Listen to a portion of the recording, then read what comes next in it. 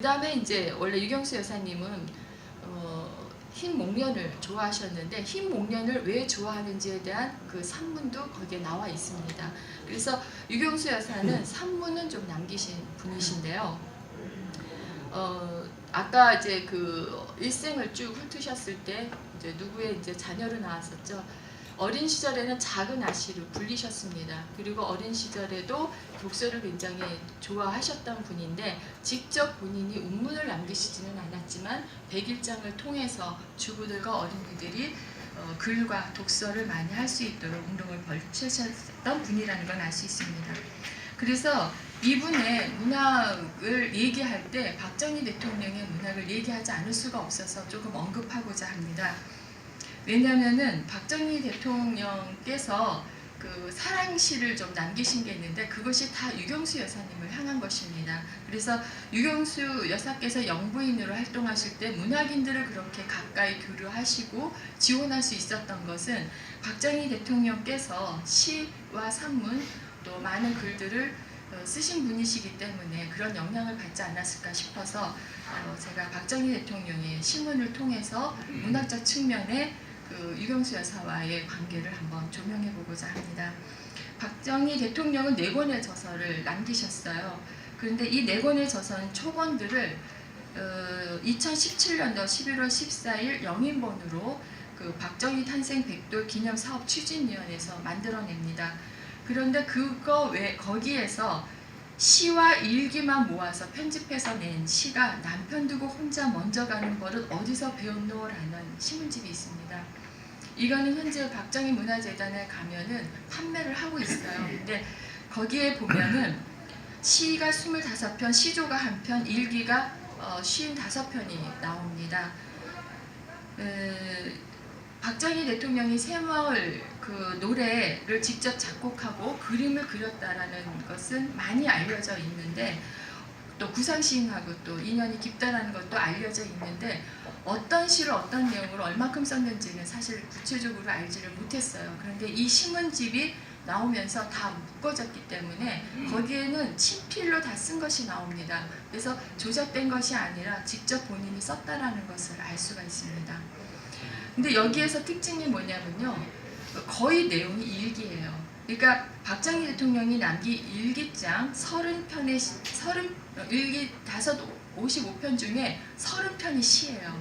그러니까 이분은 처음부터 시를 쓸 생각을 했던 것은 아니고 일기를 쓰는 과정에 그것이 시로 쓴 것도 있다라는 것을 볼 수가 있습니다.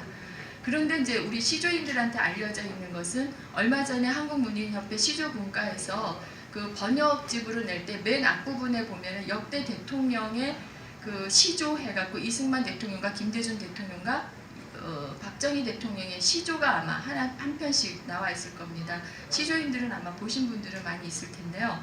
거기에는 거북선이라고 하는 시조가 나와 있습니다.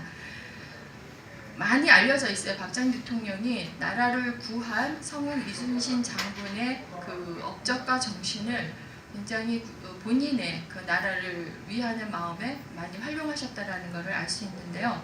거기에 나오는 시조를 보면 남들은 무심할지 님은 나라 걱정했고 남들은 못 미친 생각 님은 능히 생각했소. 거북선 만드신 뜻을 이어받도옵니다 라고 하는 단시조가 있습니다. 이거는 1971년도에 발간한 한국시조작가협회 연간집에 친필로 수록된 거북선이라고 하는 시조입니다.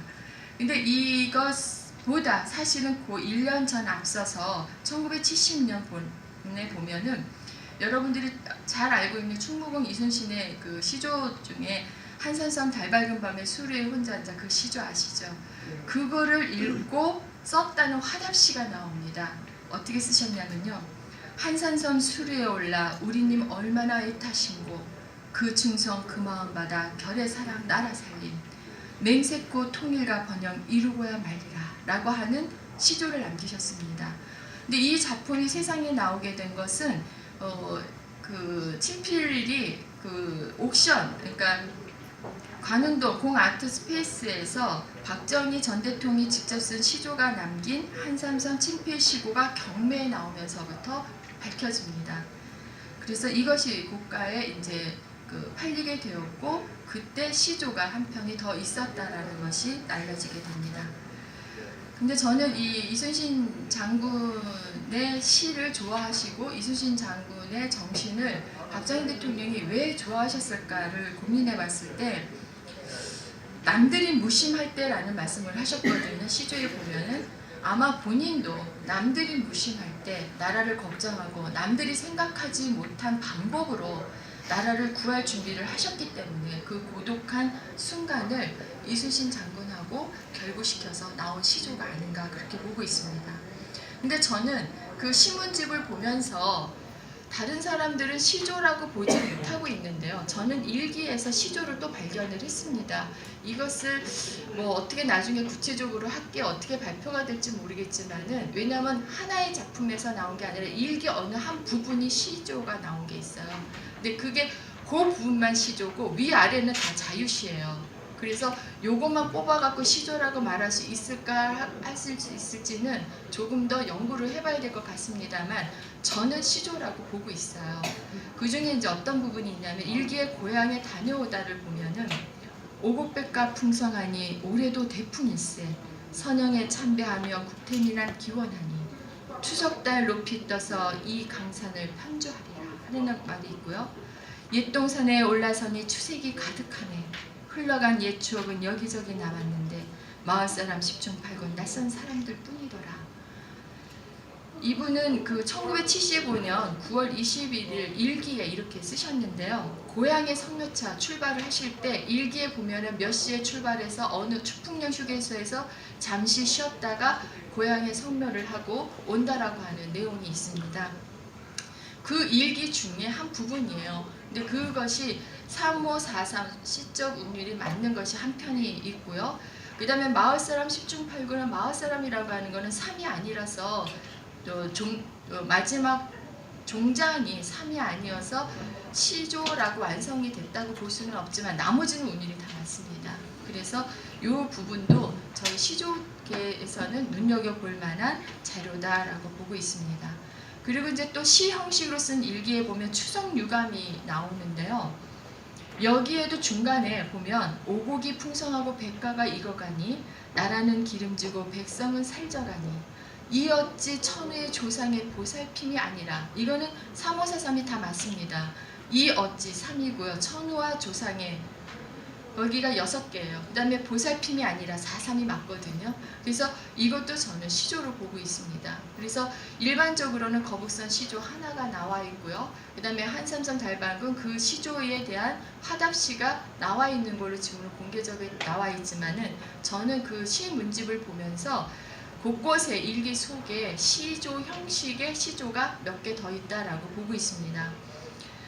그래서 저는 박정희 대통령은 시 자체에 우리가 갖고 있는 기본적인 율격, 그러니까 시조가 갖고 있는 기본적인 율격을 갖고 계세요. 그러니까 자유시도 약간 좀 시조적인 율격으로 쓰셨습니다. 그래서 이분은 어떤 뭐 문학적으로 작품의 가치가 있느냐 없느냐 그거를 따지기 전에 내재적으로 우리가 시조에서 추구하고 있는 율격을 내면적으로 이미 갖고 문학을 하신 분이다라고 제가 그렇게 보고 있습니다. 그 다음에 이제 흥미로운 것은 아내 유경수를 향한 사랑의 시예요. 대통령이 되시기 전에 쓴 시를 보면은 춘삼을 소묘하고 영수의 잠자는 모습을 바라보며 하며 쓴 시가 굉장히 애틋합니다. 제가 시간 관계상 다 읽어는 드릴 수가 없고요. 그 유인물을 보시면은 아마 내용을 아시게 될 건데요. 아까도 얘기했지만은 유경수 여사나 박정희 대통령이랑 굉장히 우여곡절 끝에 결혼을 하셨고요. 특히 박정희 대통령은 결혼 생활이 순탄치 못한 상황에서 마지막으로 선택한 사랑이 유경수 여사였습니다. 그래서 가난하지만 그 사랑으로 이룩한 평온한 가정에서 심신이 안정이 되셨고요. 그 이후에 이제 거사를 치르실 수가 있었던 것이죠. 그래서 그런 뚝심 있고 굉장히 좀 진지하게 사셨던 박정희 대통령이신데 그분의 시를 본다면 과연 이분이 그렇게 군인이었을까라고 생각할 만큼 굉장히 애틋하고 촉촉한 감성의 서정성이 드러나는 시를 많이 볼 수가 있습니다. 그리고 나중에 이제 유경수 여사님이 돌아가시고 나서 쓴 추모시를 보면 더더욱 그 애절함, 간절함이 나와 있습니다. 그 흰목련이 봄바람에 지듯이라는 시 외에 12편이 전부 다 유경수 여사님을 추모하는 추모시예요. 거기 보면은 9편의 일기에도 그 시가 같이 나와 있는데 아내를 잃고 그 누구도 짐작할 수 없는 그 아픔을 그 일기에다가 썼다라는 것을 알 수가 있습니다. 글이 굉장히 솔직하고요. 담백하면서도 그 내면에는 굉장히 따뜻하고 애틋한 심정이 많이 담겨져 있습니다. 그 다음에 이제 좀 그 연애 시절은 좀 6.25 당시이기 때문에 그렇게 쉽게 우리가 생각하는 것만큼 자주 그 데이트 하시지는 못하셨는데, 그러는 사이에 우여곡절 끝에 그러니까 1950년 12월 12일 대구 계산동 천주교 성당에서 결혼식을 올려요.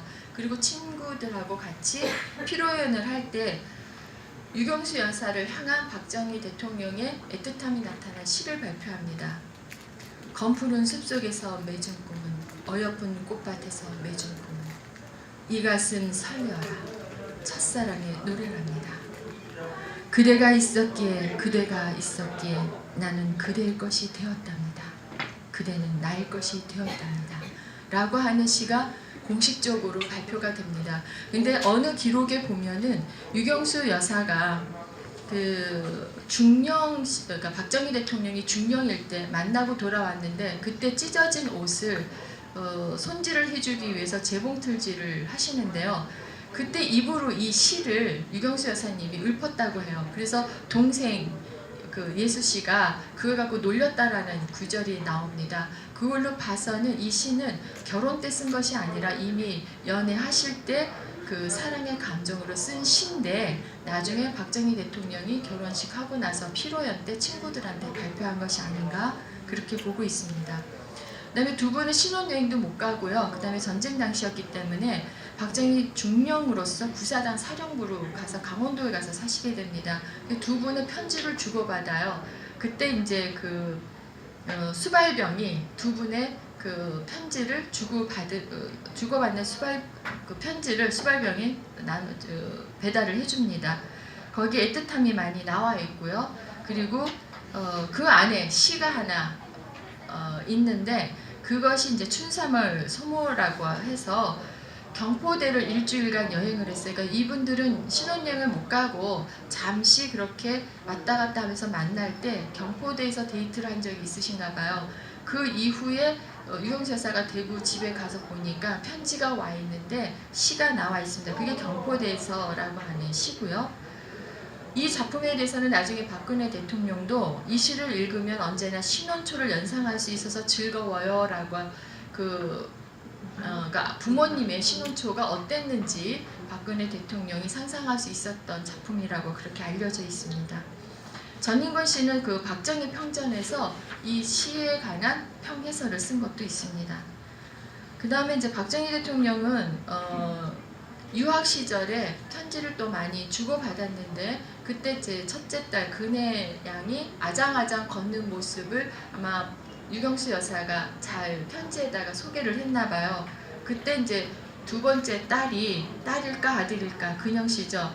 굉장히 궁금해하면서 그리워하는 그러한 작품이 있고요. 그리고 나중에 이제 유경수 여사님하고 애틋하게 잠자는 모습을 보고 쓴 시가 영수의 잠자는 모습을 바라보고라고 하는 시가 있습니다. 이것이 이제 대통령 되시기 전에 쓴 시고요. 아마 대통령이 되고 나서는 국정을 보시고 여러 가지 일을 하시느라고 작품을 쓰지는 못하셨던 것 같아요. 그리고 나중에 유경수 여사님이 돌아가시고 난 다음에 추모시로서 사랑시가 나옵니다. 물론 그 외에 그 다른 시는 어떤 정치적인 내용이 있기 때문에 저는 여기서 그 부분은 언급하지 않도록 하겠습니다. 단지 아내에게 바치는 그 헌시를 보면은 막중한 임무를 수행하는 대통령의 입장이었지만 남자로서는 안락한 그 가정을 읽어주는 아내를 향한 마음이 굉장히 애틋하고 또 아내를 존경하는 사람이었다는 것이 깊이 느껴집니다. 그리고 나중에 돌아가셨을 때 잊어버리려고 다짐했건만이라고 하는 시에서 아무리 잊으려고 하더라도 백목령 같은 그대의 모습을 잊을 수가 없다라고 하는 시를 여러 번 쓰시고요. 그 다음에 대통령으로 계실 때 저도로 휴가를 많이 가셨죠. 그런데 나중에 유경수 여사가 돌아가시고 나서 가족들하고 또 갔었을 때 굉장히 그곳에서 슬퍼하시는 작품이 몇 개가 또 나옵니다. 그래서 나중에 언젠가 제가 박정희 대통령의 작품만 갖고 시해설을 쓴다고 그러면은 전편을 한번 훑어볼 예정입니다. 오늘은 유경수 여사와 관련된 내용만 제가 지금 거론을 해드렸습니다. 마무리를 하자면은 어느 날 유경수 여사가 동생 예수 씨가 문학을 좀 하고 싶었던 적이 있었나 봐요. 그랬더니 뭐라고 얘기를 하셨냐면 작가나 시인이 되는 것은 어려운 일일 거야.